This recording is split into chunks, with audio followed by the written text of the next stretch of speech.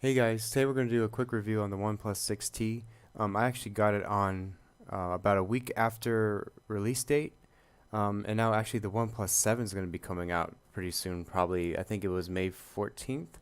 So I actually just want to show you a quick review of kind of what to expect even for that one, and just my experiences with this one. So you can see here, this is the mirror black finish. It's very nice. It's a glass backing. The only thing is it is pretty slippery, and it does for handling. It does make it very difficult. So they actually include this right here. This is a back cover for it, and it fits absolutely perfect for it, and it gives it such a nice grip. Um, it fits in just like that. It's super easy. It does make it a lot better to handle and doesn't slip as much. I actually did drop it one time because I took it out of the case, but ever since I had it in the case like this, it's a pretty sturdy case, and even the phone's pretty sturdy itself. But I don't know if you guys ever heard of this brand. They are OnePlus, and it's a Chinese manufacturer, and I believe the CEO was worked closely with Google, so they usually make a stock experience with the software, and they do a much better job than most manufacturers, and their skin's very light. You might have heard of TouchWiz and you know, stock Android and all these other names. This one actually has this one called Oxygen OS. This is just turning it on. So you get the OnePlus logo and the powered by Android. It's a pretty cool little animation that comes up right there.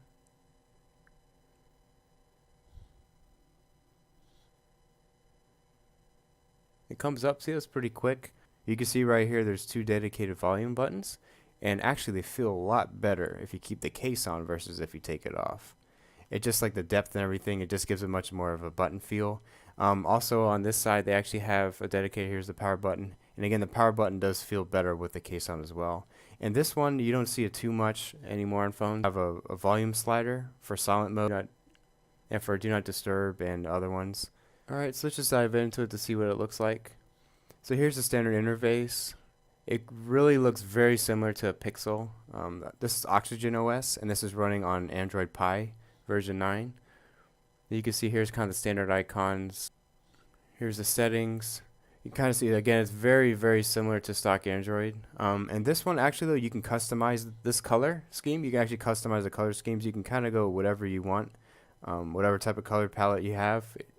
So in this one, even here for the volume slider up here, you can see I do like a kind of a mint green, and I really like that color. So and I put it in a dark mode too for the background, because for AMOLED screens it does help with the battery, and actually is nice because I use the phone a lot at night, and it's better on my eyes. I just like it. I think it makes the colors pop a little bit more.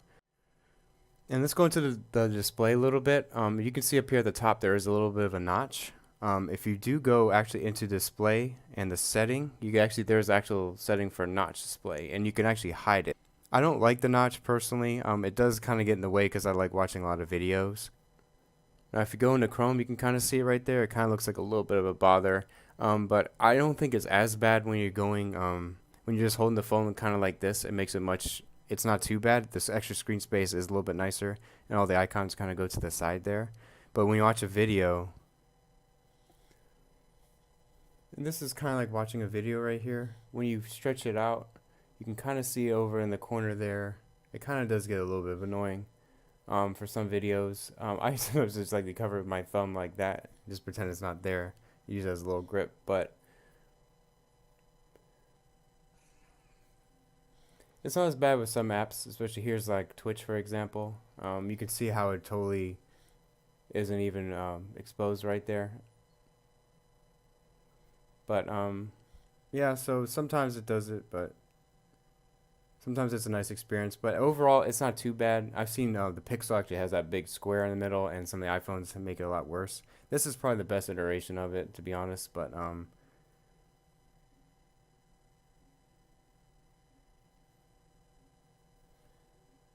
this is kind of like a full screen too. But yep, and actually going over the display, it is actually a 6.4-inch AMOLED screen. I don't believe it's.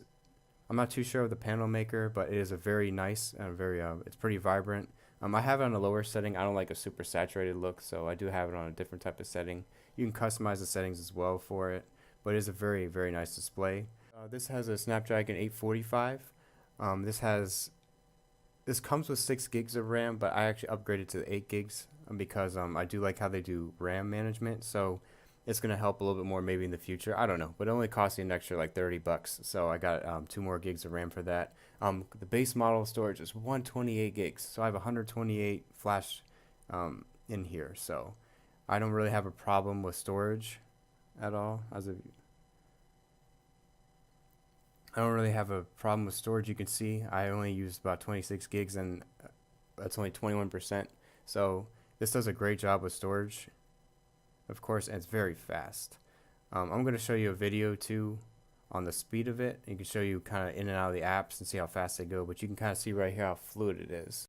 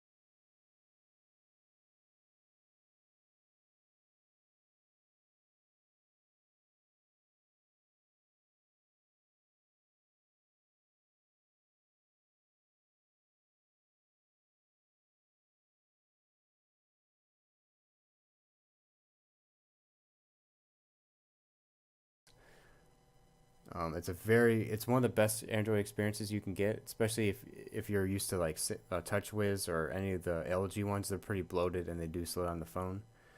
You can see here there's a little bit of gesture support, so it's a little bit different than what you get with the stock.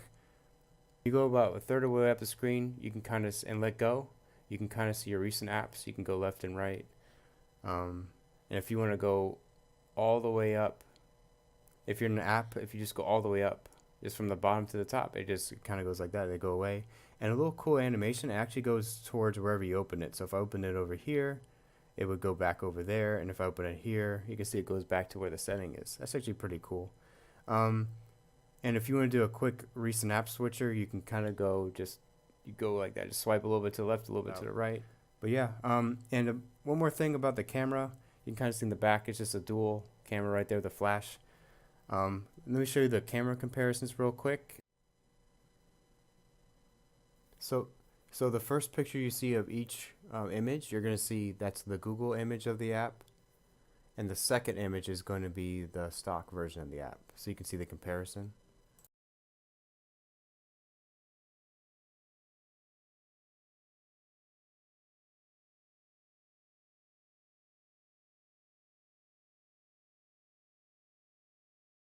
And I'm also going to show you the video recording.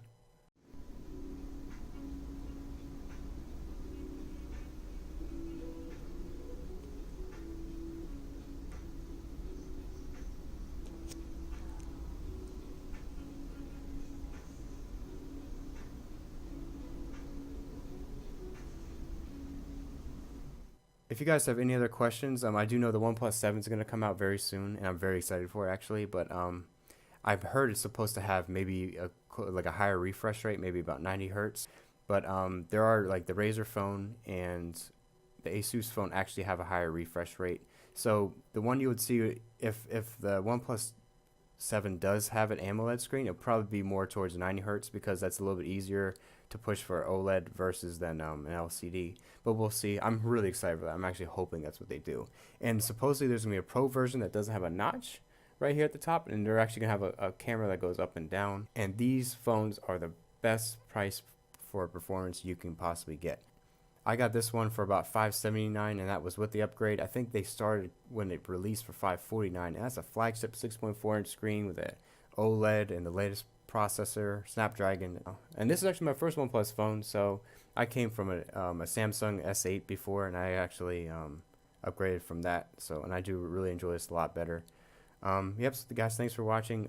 Please leave a comment, subscribe. Any other things that you want to say? And just let us know. Are you excited for the OnePlus 7 coming out? Any OnePlus phones or Android in general, even Android Q? Yeah, we'd love to hear about it. Thanks for watching, guys, and have a good one.